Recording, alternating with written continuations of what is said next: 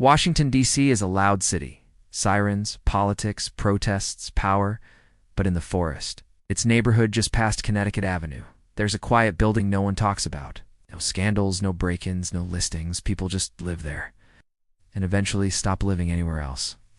Chapter 1. The lease. Isaac was 32 when he moved into the Halcyon.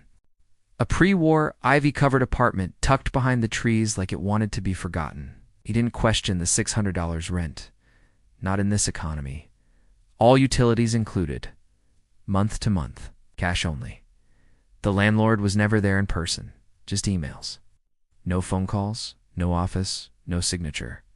But the apartment was spotless. Everything worked too well. Chapter 2. The mirrors. The first thing Isaac noticed. The mirrors never fogged. Not after a shower. Not after boiling water. They stayed perfectly clear, even when everything else steamed. And sometimes, he saw things in them, not behind him, not shadows, just delays. His reflection lagged. By a second, maybe two. At first he blamed the lighting, until he blinked. And the reflection didn't. Chapter 3 to 4:04 a.m. He started waking up at the same time, every night. 4:04 a.m. the air would feel thick. Like the room was underwater. He'd hear a sound, faint but distinct. Not footsteps, not breathing. Tapping, like someone gently tapping the mirror. From the other side. He tried sleeping in the living room. The tapping followed. Chapter 4. The notice. One morning, a yellow slip appeared under his door. No envelope. No stamp. Just a typed note, printed on a single piece of paper. Tenant for B is due for renewal. Prepare the unit. Isaac didn't live in 4B. He lived in 6F. He crumpled the note and threw it out. That night he heard dragging noises upstairs, like furniture being moved. But the floor above was supposed to be vacant. Chapter 5. The vent. A week later, he noticed something else. The vent in the ceiling near the kitchen had a flickering red light deep inside. Climbed onto the counter and looked in. It was a camera. Old. Dusty, but still powered. When he got close enough, it clicked and rotated. Toward him he fell. Cut his hand on the sink. The cut bled black. Chapter 6. The candle trick. He decided to test the mirror. He lit a candle, stood in front of it and stared. Then he blinked. The reflection didn't. He took a step back. The reflection smiled. Chapter 7. Building history. He tried searching for the Halcyon online. Nothing. City records skipped the address completely. It was like the building had been inserted. With no history, no blueprints, no complaints.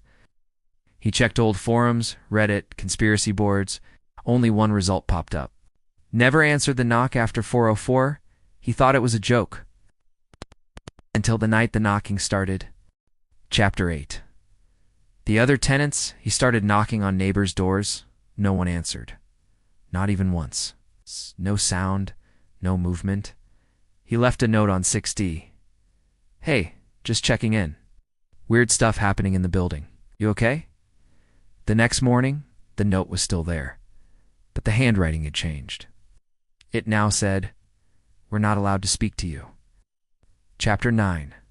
The control room. That night, the mirror in the bathroom had a crack. Through it, he could see wires, and behind them, a room full of screens. Hundreds. Each one showing a different apartment in the building, including his. Including him, standing there watching the screen of himself, and behind him, on the monitor, a figure, no face, only a mouth, smiling wide. He turned around. Nothing. Chapter 1. Oh, escape attempt. He ran down the stairwell. The elevator lights blinked 4:04. He reached the lobby, but the doors were bricked up, not locked. Bricked.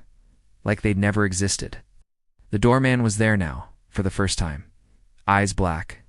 No whites. And he simply said, "You signed the lease. The building watches now." Final chapter. For B in his final attempt, Isaac broke into apartment for B. Inside, no furniture, no bed. Just mirrors. Dozens, all facing inward. And in the center, a chair, with straps. On the wall, scrawled in thick black paint.